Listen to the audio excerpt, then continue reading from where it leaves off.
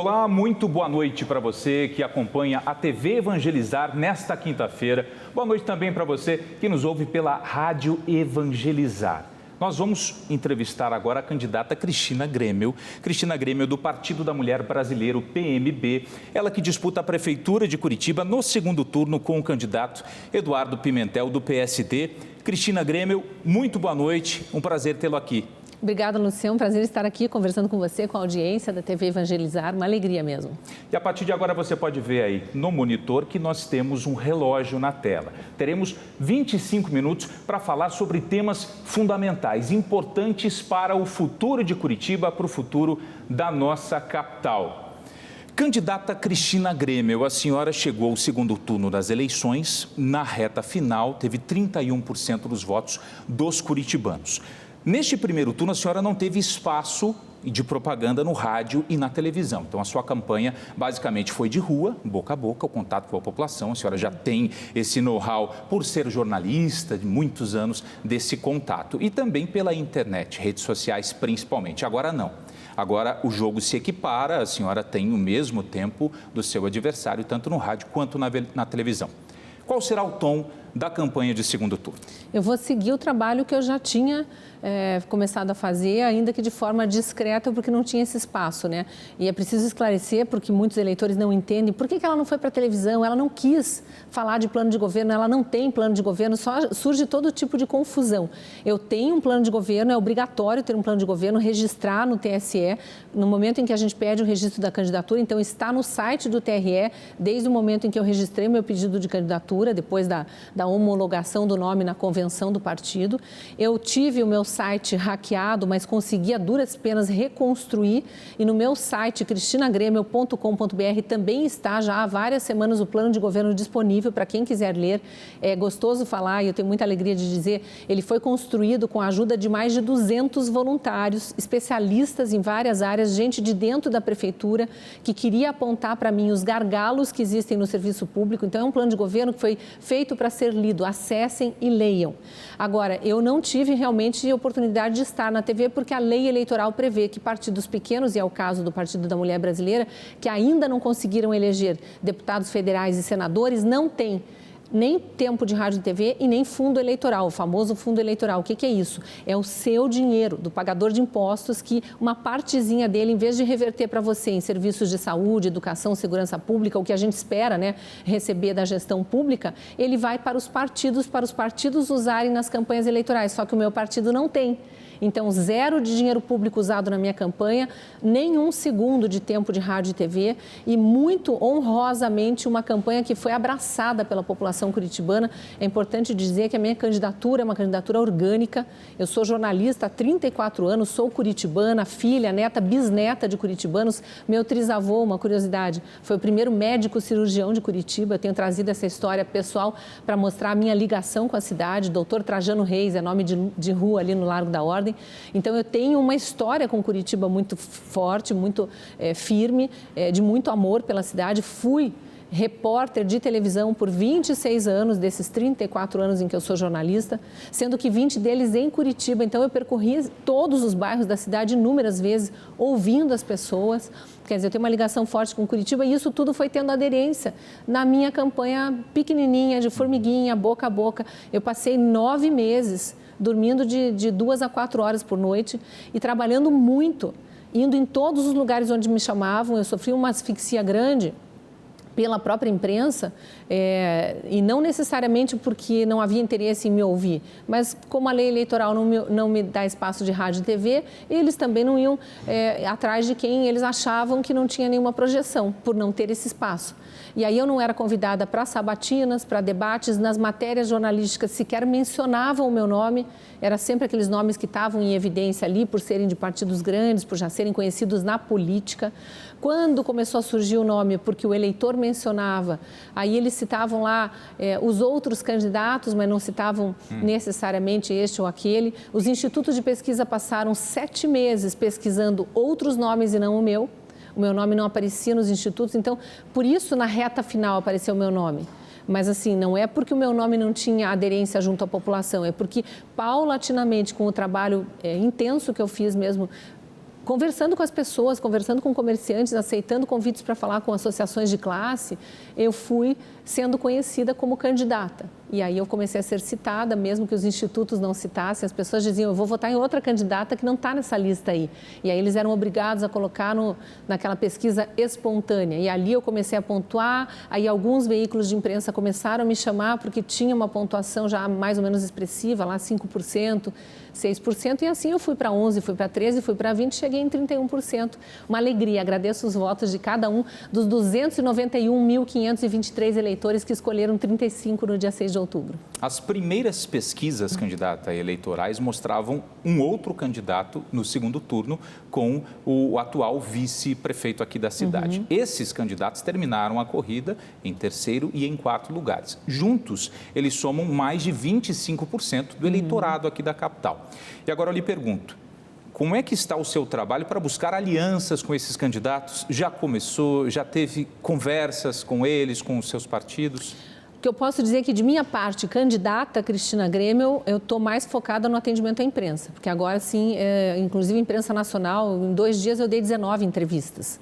Né? E alguns são programas jornalísticos dos quais eu participava como comentarista, que eu fiz questão de voltar e aí participando um pouco mais longamente, como é esse teu programa aqui com 20, 25 minutos de duração, para que as pessoas pudessem entender melhor que não foi uma ascensão meteórica, ou um azarão, ou uma aventura, uma forasteira, como estão dizendo aí, para me depreciar, mas foi sim um trabalho sério, como eu disse, uma candidatura orgânica, foi um pedido dos conservadores cristãos de Curitiba que viram no meu nome um nome com potencial força para enfrentar essa máquina política, essa estrutura já tão enraizada, essas velhas oligarquias políticas, os sobrenomes tradicionais, né, os grupos tradicionais na política, e eu aceitei esse desafio e vim representar essa faixa grande do eleitorado. Então, eu tive que atender realmente a imprensa nesses 2 dias. Agora, a minha equipe, que é muito pequena, é uma equipe toda feita de voluntários, agora está aumentando porque tem muito mais gente querendo vir ajudar.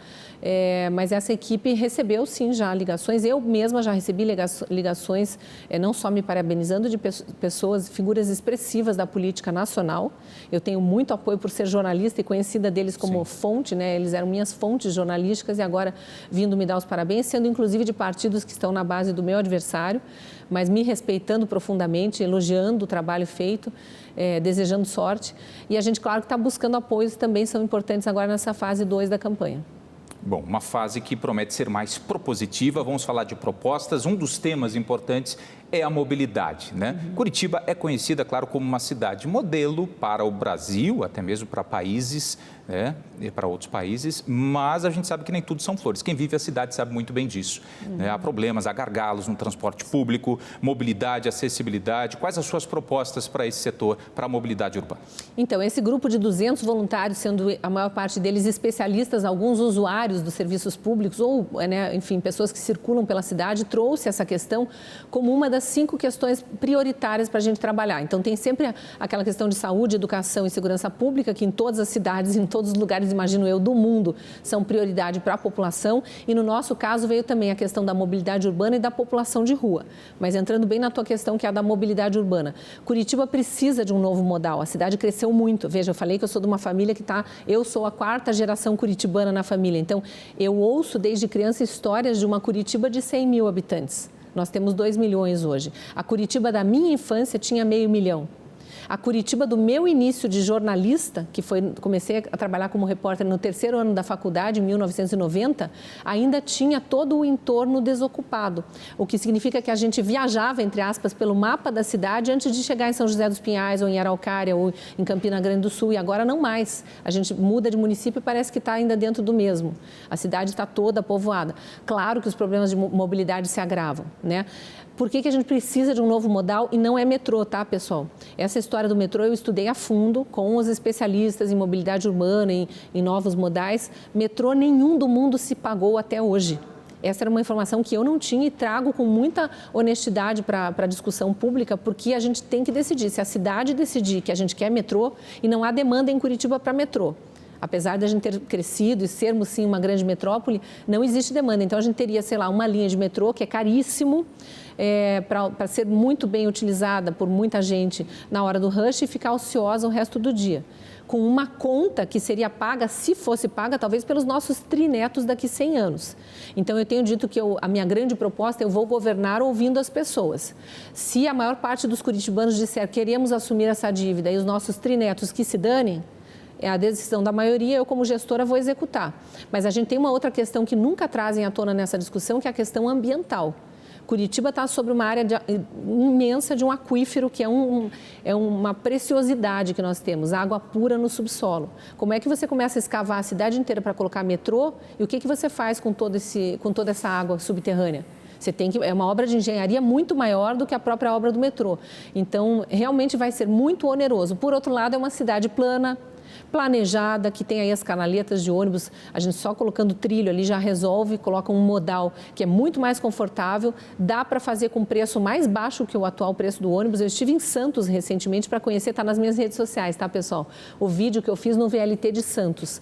A cidade de Santos em si é pequena em comparação com Curitiba, mas a Baixada Santista, ali São Vicente, Cananéia, todas as cidades do entorno que são atendidas pela linha de VLT, tem uma população muito parecida com a nossa, mais ou menos 2 milhões. Eu andei nessa linha de VLT, R$ 5,50 a passagem, é mais barato que a nossa, extremamente confortável, não preciso nem falar da segurança que tem, né? Uma estação de VLT que é parecida com a do metrô. Então, a gente foi atrás de estudos e a gente está propondo no nosso plano de governo VLT e deixando em aberto a possibilidade do monotrilho, que é como se fosse um metrô de superfície, aquele elevado.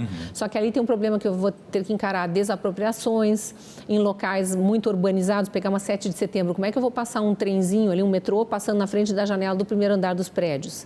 Será que os moradores daqueles imóveis vão querer? Eu acho que não. Então, são estudos que a gente precisa fazer e vamos fazer de forma transparente junto com a população. E só para finalizar a questão da mobilidade, uma artéria importantíssima de Curitiba, que é a linha verde, a fatídica linha verde, demorou 17 anos para ficar pronta e não está totalmente pronta, ela não teve os projetos originais executados 100%. Eu acompanhei como jornalista os 17 anos de obras e como usuária da linha verde.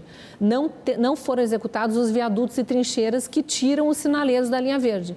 Então, isso eu nem coloquei no plano de governo, que vai depender de recursos financeiros, mas a gente vai atrás e se a gente conseguir financiamento, nós vamos, nos 4 anos de governo Cristina Grêmio, realizar o projeto original, tirando os sinaleiros e colocando viadutos e trincheiras para que a linha verde seja de fato uma artéria que faça o trânsito fluir, porque do jeito que está é só mais congestionamento. Transformaram uma antiga BR que tinha 4 pistas numa grande avenida com 10 pistas, com a quantidade, nós somos a cidade mais motorizada do país em termos de proporção com a população, a quantidade de carros que tem lá é óbvio que tem congestionamento. E só para finalizar essa questão da linha verde, a linha verde norte, que foi finalizada agora na atual gestão, bem recentemente, aliás, que ainda está em obra, mas sim, eles já inauguraram, ela ganhou 2 novos sinaleiros. E detalhe, numa subida, num monte que não existia e foi criado. Despejaram lá toneladas de pedras, de areia, fizeram um novo monte bem na frente daqueles atacadões. Eu imaginei até como usuária que iam criar um túnel ali por baixo para pedestre passar. Não criaram o túnel.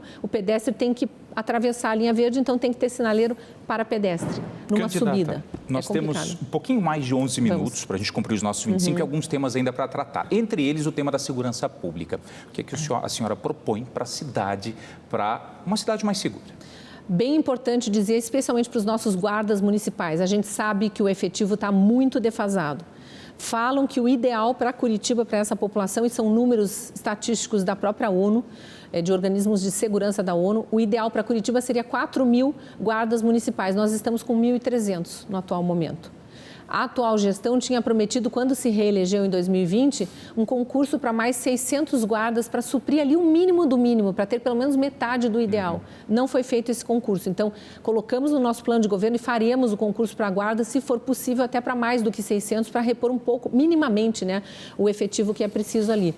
A gente vai, obviamente, investir muito em treinamento, em equipamentos. A guarda está reclamando e demandando muito isso, a atualização dos veículos, do armamento, dos coletes de proteção. E nós vamos vamos olhar com muito carinho mesmo para a questão dos servidores públicos, não só da segurança, e especialmente integração das polícias. Quando a gente fala isso, parece discurso demagogo de candidato, né?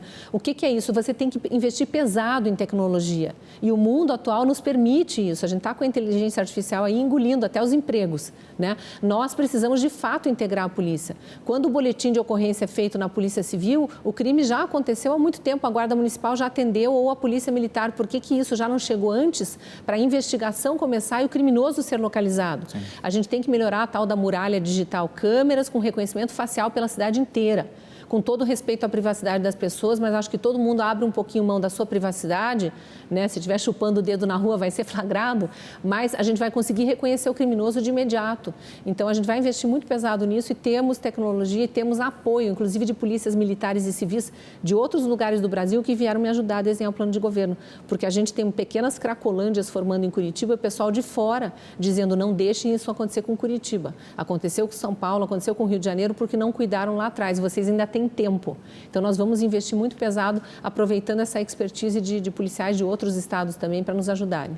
Outro tema que é de interesse de todo mundo é a educação. Curitiba tem uma fila de aproximadamente 10 mil crianças à espera de uma vaga na educação infantil na rede municipal de ensino. Como diminuir esse déficit, ou talvez zerar esse déficit? E também aproveito para questioná-la sobre outras propostas para a educação da nossa cidade. Eu vou aproveitar e falar da educação, falando especialmente para as mulheres e com todo respeito aos homens. Nós temos 10 mil crianças fora da creche. Pelo número oficial da Prefeitura, o pessoal do meio educação infantil privado diz que está maior o número. Eu tive uma reunião ontem com o pessoal das escolas privadas que vendem, entre aspas, vagas para a Prefeitura, né? De 12 a 13 mil crianças fora da creche. São 12 a 13 mil mães sem poder trabalhar. Eu estou sendo altamente difamada, especialmente em disparos em massa no WhatsApp, esta semana, mas já me difamaram perante as professoras da rede pública municipal, de que eu não fiz nenhuma menção a mulheres no meu plano de governo. Não vão encontrar. Eu não fiz o meu plano de governo de maneira ideológica, eu fiz atendendo o que as pessoas pediram. E uma das demandas que chegou muito forte é creche, para essas 11 mil mães poderem trabalhar e essas 11 mil crianças, ou 10 mil, ou 13 mil, pouco importa, é muita criança fora da creche, terem acesso ao serviço educacional. Nós vamos garantir creches para todas as crianças. Isso é promessa minha, está no meu plano de governo. Eu sou uma mulher, eu sou mãe. Eu tive dificuldades com os meus filhos, não pelos mesmos motivos dessas mães necessariamente, mas também foi uma mãe que criou uma parte da minha vida dos meus filhos sozinha, né? Eu me separei do meu primeiro marido, me ajudou à distância, mas eu precisei realmente dançar miudinho, como diz na linguagem popular, para conseguir atender as crianças e essa minha demanda por trabalho. Então, eu estou muito focada nisso. Quando eu falo que eu vou zerar a fila da creche, seja construindo novas creches, vai ser necessário, seja matriculando essas crianças na rede particular sem nenhum problema. A esquerda critica isso não é privatizar o ensino. Eu tenho o ensino público, mas eu não deixo nenhuma criança fora da creche enquanto eu não tenho creches públicas para oferecer. A rede particular está aberta, basta negociar preços justos, os professores não podem ser mal remunerados na rede particular, mas eles sabem que a gente não consegue pagar o preço que eles cobram de quem é aluno particular. Então, é uma conversa e as escolas estão abertas. Educação financeira para as crianças já desde pequenininhas. A gente não pode criar uma nova geração que, quando na fase adulta, vá se endividar, ficar fazendo compras parceladas e nunca conseguir empreender caso não tenha emprego. Precisa saber lidar com o dinheiro. E a gente também vai entrar com iniciação ao empreendedorismo. Estão tirando sarro de mim. Vai iniciar a criança pequena no empreendedorismo, aulas de oratória que nós colocamos lá no nosso plano de governo. Vou sim. E podem tirar sarro e fazer o deboche que quiserem. As nossas crianças curitibanas vão saber se defender do mercado de trabalho, que vai ser um mercado de trabalho diferente daqui a 15 anos. Por quê? O pessoal da ciência e tecnologia e da inovação, que também tinha um grupo comigo estudando isso, disse: você precisa se preparar, porque as crianças que estão hoje nas creches, quando elas virarem adultas, o mercado de trabalho está virado do avesso. Não existem mais as profissões de hoje por causa da inteligência artificial. Elas precisam ser preparadas para o empreendedorismo e serão. A gente tem games, a gente tem inúmeras startups já especializadas nisso. Nós vamos fazer parcerias público-privadas e atender. Eu sei que o tempo está curto, mas educação é primordial. Nós vamos atender também a questão da saúde mental das professoras, que chegou como outra demanda primordial. Nós temos mais ou menos, isso é uma estatística extraoficial, foram as professoras que trouxeram para mim, 10% das atendentes de creche, professoras e até diretoras de CMEs pedindo afastamento do trabalho por depressão, por estresse, por burnout, às vezes até síndrome do pânico, problemas classificados como saúde mental. Por que isso está acontecendo? Turmas superlotadas, só que a gente está falando de criança. Não pode ter turma com 35 crianças, sendo 4 ou 5 delas autistas, que a lei federal obriga a colocar na sala de aula, ou crianças com outras necessidades especiais, sem que as nossas professoras sejam treinadas para atender essas demandas. E elas estão se sentindo largadas pelo município. Nós vamos entrar com reposição de número de professores, se for preciso, com menos crianças na sala de aula para resolver essa questão da saúde mental das professoras e, claro, com muita atenção e muito respeito às crianças especiais. A gente vai respeitar a lei, mas não deixar nenhuma criança subindo pelas paredes porque não tem professor que dê conta disso. Candidato, nós temos 5 minutos ainda, mais 2 temas, além das considerações finais, um deles é a saúde. Quais as suas propostas para esse setor? E nós temos também uma população crescente em situação de rua na capital. Como a senhora pretende lidar com essa questão? E são os 2 outros temas primordiais na visão dos curitibanos que me procuraram, me ajudaram a desenhar o plano de governo. Saúde. Muito resumidamente, médicos e enfermeiros com o mesmo problema das professoras. Saúde mental, muito trabalho. Eu recebi denúncia de médico dizendo eu não posso mais aguentar a obrigatoriedade que o município me faz de atender os meus pacientes em 15 minutos. Em 15 minutos você mal conversou com a pessoa para entender quem ela é e a gente não entrou ainda no diagnóstico. Eu não tenho mais como trabalhar nesse nível de saturação do Serviço Público Municipal de Saúde. Então, a gente vai rever toda a forma de trabalho dos médicos, com muita humanização do serviço, e aqui eu falo de novo para as mulheres também, tá? Mulher tem esse olhar mais diferenciado, eu não preciso citar a mulher no meu plano de saúde para eu estar respeitando também a população feminina, mas eu olho a população como um todo. Mulheres precisam de atendimento bom e homens também, idosas e idosos, e eu não preciso ficar falando eles e elas para dizer que eu estou atendendo a todo mundo. É nesse sentido que eu digo que o meu plano de governo ele é muito direto para a população. Nós vamos construir uma nova unidade de saúde, pelo menos na região norte, que está carente. Eu ainda não sei se é Santa Felicidade, mas algum dos bairros ali vai precisar de uma nova unidade de saúde, porque está demandando demais das outras. Então, as outras estão super saturadas. Efetivo dos médicos, a forma de contratação dos médicos, que foi terceirizada, não está dando certo. A gente vai rever isso, se for necessário, voltar ao regime anterior. Eu sei que é um trabalho de muito tempo, a gente vai ver com muita atenção isso.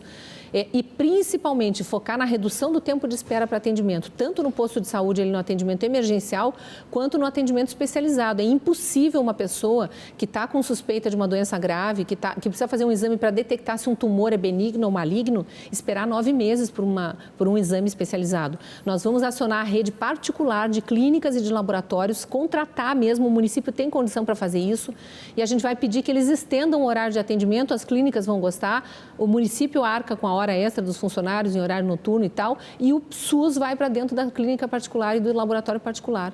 A gente tem que, se não der para zerar, acabar com esse tempo de meses de espera por um especialista. Não faz sentido. Se para quem tem plano de saúde ou paga no particular, em uma semana você resolve tudo, é esse nível de excelência que a gente vai tentar no Serviço Público de Saúde. Morador de rua, posso falar rapidinho? Porque é muito lindo o trabalho que a gente quer fazer. O que a gente entende? 4 mil moradores de rua. Curitiba tem a 6ª população de rua do país e não é a 6ª maior população em níveis gerais. Eu estive ontem visitando a casa que é considerada a casa de excelência de atendimento a dependentes de álcool e drogas. 85% dos moradores de rua estão num nível de vício tamanho que eles não querem mais atendimento nenhum, já estão ali entregues naquilo, naquela degradação moral até. Qual é o passo atrás que a gente precisa dar? E eu, como jornalista, acompanhei inúmeros prefeitos e não estou culpando nenhum deles. Todos tentam resolver e é impossível porque a lei federal impede o prefeito ou o secretário de saúde ou de assistência social de tirar a pessoa da rua e internar numa clínica. Porque ela está nesse nível de dependência que não consegue mais decidir sozinha. A lei diz que só ele querendo, ele pode ir. Então, a gente precisa dar um passo atrás e fazer com que ele queira. Como é que a gente faz isso? Nós desenhamos uma trilha do resgate. Quando essa pessoa entra no abrigo e eles de tempos em tempos vão atrás de banho, atrás de uma cama confortável, uma roupa limpa. Eles têm que respeitar algumas regras lá do abrigo. A gente vai incluir mais uma. Entra na trilha do resgate. O que é isso? Assiste uma palestra motivacional, uma palestra com um terapeuta holístico ou com um psicólogo e passa por um serviço de assistência religiosa, acreditando ou não em Deus, tendo ou não uma fé. Ele precisa receber uma bênção, uma oração, ele precisa ter esse carinho, porque ele começa a olhar para a ferida que ele tem lá na alma e ele vai aos poucos, vai voltar para a rua, vai dormir ao relento, mas ele vai pensar, eu já tive pai e mãe. Eu já tive uma vez uma família que eu construí, eu já amei, eu já fui amado. Eu já tive filhos, a maior parte deles tem e perdeu esse contato. Eu já tive emprego, eu já tive vida social, eu já tive amigos. Por que eu perdi isso? O que está fazendo com que eu me boicote? E em determinado momento ele caminha, a gente acredita que ele vai caminhar na trilha do resgate e pedir o atendimento individual. Aí ele vai para o terapeuta, para o psicólogo, para o padre, para o pastor, para quem quiser auxiliá-lo e vai querer ajuda. E aí ele vai ter o atendimento para se liberar das drogas, a oficina profissionalizante, o emprego, a moradia, tudo que ele precisa ter. Candidato, nós temos poucos segundos para encerrar o nosso tempo oficial. Teria mais uma temática que seria meio ambiente. Se a senhora puder falar sobre isso e também as suas considerações finais. Eu acho que para não me estender e não estourar o tempo, acessem meu site, vejam o meu plano de governo. Quando eu falo de implantação de VLT, é atendimento ao meio ambiente, porque a gente vai poluição zero. VLT não tem consumo de combustível fóssil. Né? Então, tem outras coisas lá, não vai ter corte de árvores aí pela cidade inteira sem conversar com a população, tem muita coisa lá. Eu vou terminar dizendo que meu nome é Cristina Grêmio, eu sou curitibana, estou aqui a serviço da cidade, meu número é 35, nós temos um compromisso na urna no dia 27. Vote 35, eleja a primeira prefeita de Curitiba em 331 anos de história. Candidata Cristina Grêmio, muito obrigado por aceitar o convite da TV Evangelizar. Você também falou com os ouvintes da Rádio Evangelizar. E você, amanhã, vai poder acompanhar também a entrevista com o candidato Eduardo Pimentel, do PSD, aqui na TV Evangelizar. Muito obrigado pela sua audiência.